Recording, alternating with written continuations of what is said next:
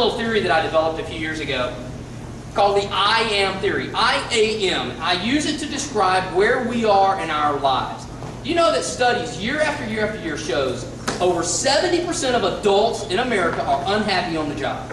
70%. 7 out of 10 of us are not happy on the job. But we're just there, we're just doing it day to day. Maybe it'll get better, maybe Oprah will call, maybe, something will happen to beef things up and make it exciting. And unfortunately, our kids kind of see that. The I am theory says this. The I stands for interest. We all have interest. And I got a good, you right there. I want to pick on you, sir. Okay. I could pick on you. You look like a guy that would take it well. But as an investigator, I'm going for a clue. The guy back there with the state of Alabama seal on his shirt. All right? Might I? Would you? No violence in the schools, we don't come up here and with me if this goes bad. Because you just got off work, right? Yeah, you still got your. So here's what I'm thinking. Your wife said, "Hey, we got this thing tonight at school." You said, "Oh, what is it?" Literacy campaign. And you said, "Literacy campaign, great. I am very interested in that. Mark me down as going." Right? No, you said, "What?" Or maybe she said, "We're going to have pizza. Don't worry about it." Come on, you're coming. Okay, so you got some interest. You may not be overly interested in hearing what I have to say, but you do have an interest in keeping somebody happy at home. And maybe, don't nod your head, sir, because I ain't going home with you. You're on your own. But here's what I'm thinking. Possibly, your interest might even be not necessarily to keep everybody in the house happy, but not to have to hear it all night. So, either way, you got interest. We all have interest, thousands of interests. I'm really interested in a motorcycle. I'm also interested in not dying and not going broke. So my interest in buying a motorcycle just sits there. When the interests get to the top, we take an action. If the action has a positive response, we like it, and we are motivated to do it again. I-A-M, the M is motivation. Hey, that turned out not so bad. Even the dentist. It wasn't horrible. My teeth are clean. My teeth are so clean, I almost spit on you right here on the front row. It's dangerous up here. Sorry. My teeth are clean. It wasn't horrible, so it's okay. I'll go back. And that's how we become to do what it is we do as adults. We're interested, we take action, we do it based on the result. Sometimes, though, we adults get on this track of doing things, do it again, do it again, do it again, and here comes that 70-some-odd% of us that are not happy on the job. All of a sudden, you turn around and you go, wow, for me, I'm 41-year-old. I really wish I'd have done this, but, we're doing what we're doing. We got to take a time to go back through enhanced literacy. Literacy meaning gathering information. What do you want to do? I asked my daughter when she was 7 years old, what do you want to do? I ask her all the time. Drives her nuts. Daddy, you just asked me that. What do you want to do? First thing, professional hopscotcher. That's what my daughter wants to do. Okay, baby, there probably ain't a lot of money in professional hopscotching, but we can research it. We can gather information. We got to do that with our kids as they, looking for a chalkboard, I explain to young people sometimes this line they're on. It's a straight line. 3rd grade, 4th grade, 5th grade. It's straight. It don't go anywhere. That's why when you meet a 12-year-old, you don't say what we adults always have to put up with. Hey, good to meet you. So what do you do? You never ask a 12-year-old because we know what they do. They go to school. That's what they do. They got nothing else to do. They can take little detours.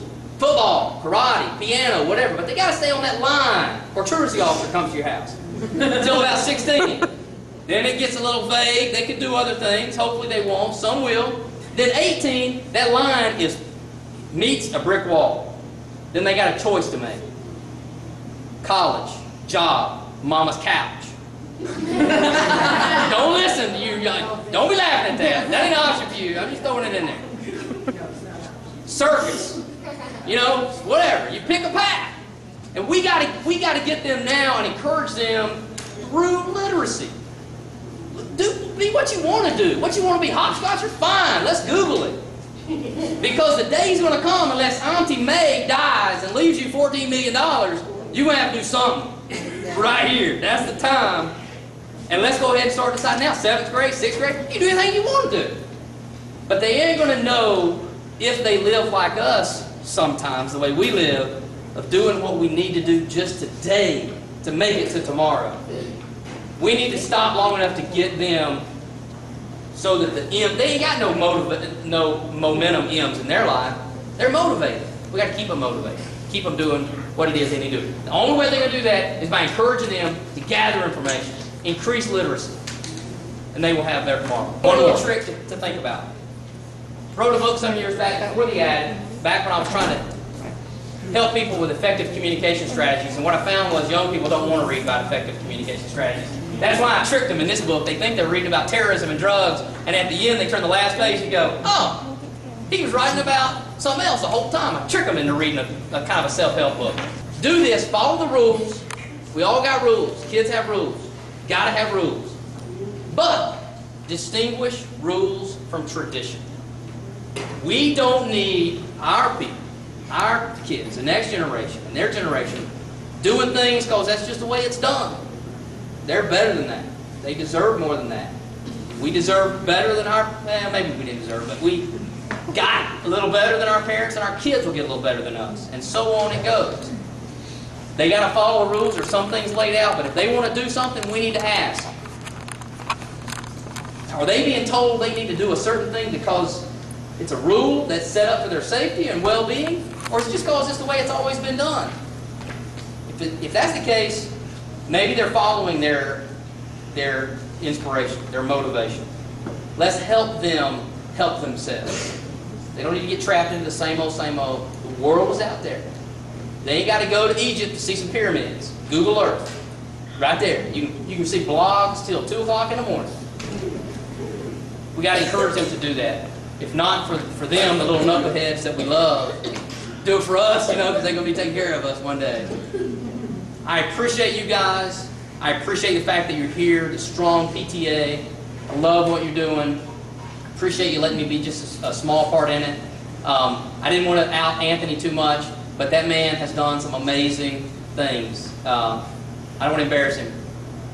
He got on a couple of different paths, and he's back with us. And he's an amazing inspiration.